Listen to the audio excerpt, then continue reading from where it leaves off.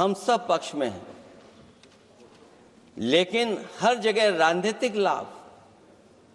राजनीतिक लाभ आखिरकार कौन उठा रहा है?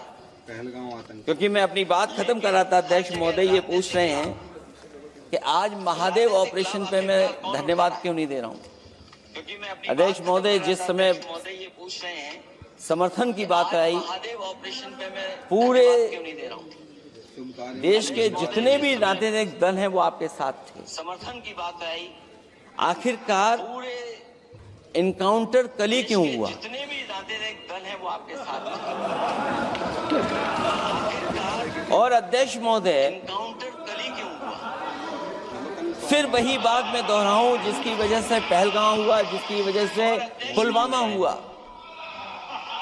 अगर ये इतना ही टेक्नोलॉजी और इन सब चीजों को समझते हैं और जानते हैं, इतना ही टेक्नोलॉजी और इन चीजों को सब समझते हैं, तो आखिरकार अध्यक्ष महोदय पुलवामा में जो गाड़ी में RDX आया,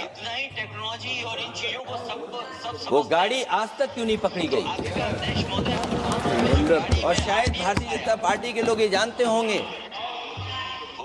कि बहुत सारे विभाग सरकार के होते हैं, सैटेलाइट इमेजेस देते हैं।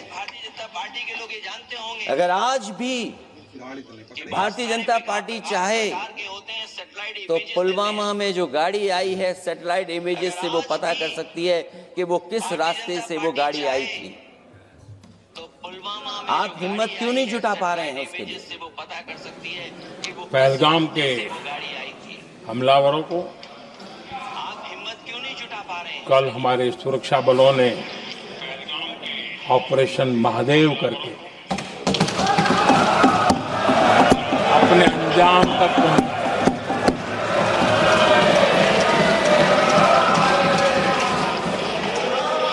लेकिन मैं हैरान हूं, यहां ठहाके लगा के पूछा गया कि आखिर ये कल ही क्यों हुआ।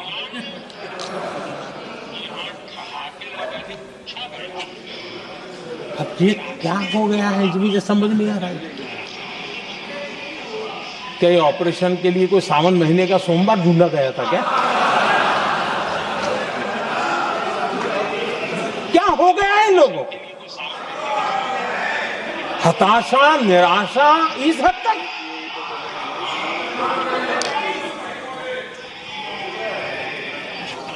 और देखिए मजा, पिछले कई सप्ताह से हाँ ऑपरेशन सिंदूर वगैरह तो ठीक है, पहलगाम के आतंकियों का क्या हुआ, पहलगाम के आतंकियों का अब हुआ तो कल क्यों हुआ?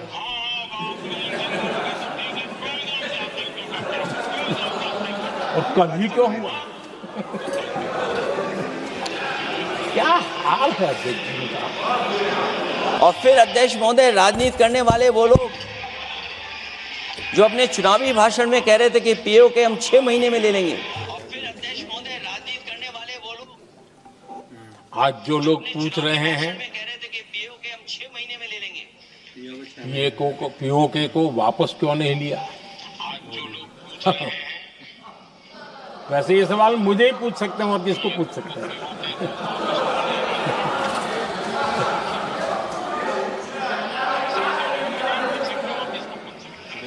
इसके पहले जवाब देना होगा पूछने वाले को। किसकी सरकार ने POK पर पाकिस्तान को कब्जा करने का अवसर दिया था?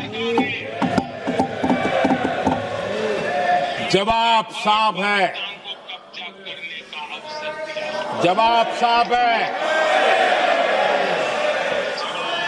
जब भी मैं नेहरू जी की चर्चा करता हूं तो कांग्रेस और उसका पूरा इकोसिस्टम बिलबिला जाता है, पता नहीं क्या है। आदरणीय अध्यक्ष जी, हम एक शेर सुना करते थे, मुझे ज्यादा इसका ज्ञान तो नहीं है लेकिन सुनते थे। लम्हों ने खता की और सदियों ने सजा पाई। आजादी के बाद से ही जो फैसले लिए गए उनकी सजा आज तक देश भुगत रहा है। यहां बार बार एक बात का जिक्र हुआ और मैं फिर से करना चाहूंगा। अक्साई चीन की उस पूरे क्षेत्र को बंजर जमीन करार दिया गया, ये कह करके तो बंजर है, देश की 38,000 वर्ग किलोमीटर जमीन हमें खोनी पड़ेगी। हम अक्साई चीन ले लेंगे। इसीलिए मैंने सवाल पूछा अध्यक्ष महोदय सरकार से कि जिस समय सरकार में भारतीय जनता पार्टी आई उस समय भारत का क्षेत्रफल क्या था और भारत का क्षेत्रफल आज क्या है? क्या 5 फिंगर्स, पेंगोंग लेक, गलवान घाटी, रजांगला, उसका जवाब किसके पास है? सरकार के पास है क्या कि नहीं है? और मैं आज अध्यक्ष महोदय कहता हूं, हम वॉर के खिलाफ हैं, हम वॉर नहीं चाहते हैं, लेकिन सीमा पर शांति रहे, हमारा कोई इंक्रोचमेंट नहीं करे। झगड़ा मैं आज भी कहता हूं, ये लड़ाई आपको, जो लड़ाई हुई है वो पाकिस्तान से आप नहीं लड़े हैं। अध्यक्ष महोदय, आप कितना भी छिपना चाहोगे, छिपाना चाहोगे, कोई भी स्वीकार नहीं करेगा। ये जो लड़ाई लड़ी गई है, ये आपको चीन से लड़नी पड़ी थी। एक्शन करना बहुत जरूरी है, नहीं तो वो रिकॉर्ड में चले जाएंगे, फिर बाद में सही नहीं होगा। इन्होंने अपना बात रखते समय कहा कि जिस प्रदेश से मैं आता हूँ वहाँ कितने अंदर चीन घुस करके कब्जा करके बैठे हैं, तो मैं रिकॉर्ड बहुत साफ करना चाहता हूँ।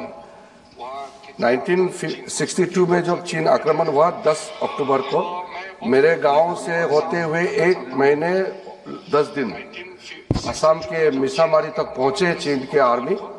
फिर वहाँ 21 नवंबर को सीज फायर करके वो पूरे के पूरे वापस विड्रॉ करके चले गए। जो जगह चीन ऑक्युपाई करके रखा है असापिला साइट में लोंजू, वो 1959 में जब हमारा वहाँ असम राइफल का कैंप था 1959 में कैप्चर किया, और उसके अतिरिक्त थोड़ा सा और एक्स्ट्रा जो लिया वो 1962 में कंप्लीट विड्रॉल नहीं। उसके बाद 1962 के बाद वहाँ मैकमोहन लाइन रेखा नहीं, इसको LAC कहा जाता है, line of actual control. 1 inch, कई सरकार आए हैं 1962 के बाद अरुणाचल प्रदेश में 1 इंच चाइना ने एक्स्ट्रा ना अंदर घुसा है ना जमीन लिया है, ये रिकॉर्ड क्लियर हो। तो भाई ये सीन है इनका, इनके बोए हुए बीज मोदी जी को काटने पड़ रहे हैं भाई। फिर करो, कमेंट करो, इसे अपने नजरिए से कमेंट करो और मुझे भी थोड़ा सपोर्ट करो, मेरी पहली वीडियो है। थैंक यू, धन्यवाद, जय श्री राम।